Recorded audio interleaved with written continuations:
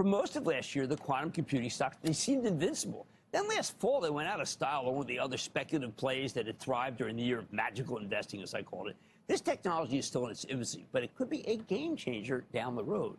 So I think it's worth getting to know the major players in the space, including Infleqtion, that's with a Q, INFQ, which came public via SPAC merger that closed back in February. Now, these guys have partnerships with a host of government agencies from NASA to the Pentagon, along with major companies like L3Harris and Safran. Last night, Infleqtion reported its first quarter as a publicly traded company, and racking up some solid revenue growth, even as the business is still a long, long way from turning a profit, as I'm sure they will tell you.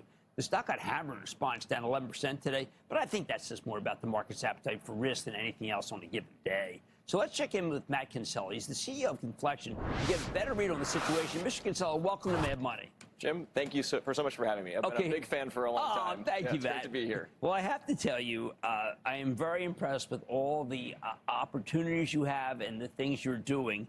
But I think our audience would like to know, well, hold it, quantum computing, are they all the same? Yeah. What's the difference? Yep. And you guys have a very differential model, so I'm going to turn it over to you to explain why. Absolutely. So Infleqtion is a neutral atom quantum technologies company. So we build a range of quantum products that span from timekeeping devices to sensors to quantum computers that are all based on this core quantum technology right here. And what we do is we trap millions of atoms inside these quantum cells, and we take advantage of their quantum mechanical properties by interrogating them with lasers and turning those into clocks or sensors or computers. So it's a highly flexible quantum modality that allows us to have this very differentiated commercialization approach to basically follow in Nvidia's footsteps and monetize here and now in the timing market like they did in the gaming market, while building towards the crown jewel of quantum computing like they did with large language models. All right, now, before you think the Matt just name-dropped Nvidia, when you go to their deck, and they've got a very good deck, they are a partner, along with the L3Harris I just mentioned, Safran. Yeah. Nvidia's done work with you, leading partner across, so they've obviously... we can at least, since I know he gets very involved, generally gets very involved, he's taking a hard look at you before he wanted to get together with you.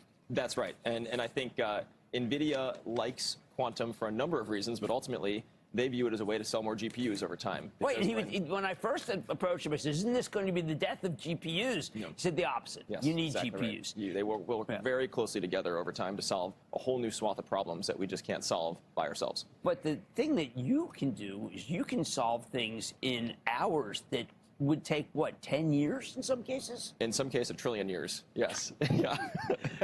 But, okay, so let me give you an example. When I saw it, I said, oh, my God, I want these guys to be on our team. Spotlight, national security, hypersonic threat detection, exponential data complexity, cryptographic existential threat. You're talking about things that could happen to our nation that maybe only quantum can stop. And your company's got really got you got the leg up on this thing. That's right, yes.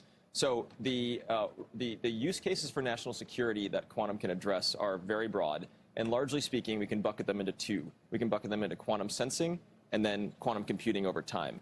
In the quantum sensing realm, there are, you mentioned hypersonic missiles coming at the United States. So there's the Golden Dome program, for instance. Right. That is effectively a massive sensing infrastructure that needs to be tightly synchronized, because the only way to intercept a hypersonic missile, it requires picosecond level synchronization. And so why does quantum matter? It matters because we can do things at orders of magnitude higher levels of precision than you can with classical technologies. And so quantum will play a big role in these types of systems like Golden Dome to allow us to detect and then synchronize and eliminate threats that might be coming at us. And that applies not just for protecting the homeland, but also out in the field of battle for our soldiers as well. Well, we have to have that. You've got to. I hope that our government fully supports what you're talking about. They are fully supportive, and they've been a great partner to us as well. All right, so now when I mentioned quantum to my kids who are fascinated by it, they said, Dad, we can't own crypto because of quantum. And I said, oh, my God, I know 2029, quantum's going to be able to unlock crypto. When you hear these things, is that just the equivalent of doomer talk for you?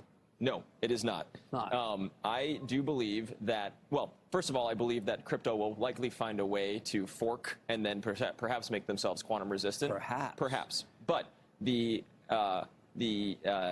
ways in which crypto encrypts itself are based upon some of the fundamental inabilities of classical computers to perform certain types of calculations. Right. And those are the types of calculations that quantum computers will be able to perform. It's one of those that I mentioned that it could take 1 trillion years for a classical computer to compute. But there's something called a Shor's algorithm, which is basically something that allows you to break modern-day encryption. And that is getting closer and closer and closer, and it is something a quantum computer will be able to do.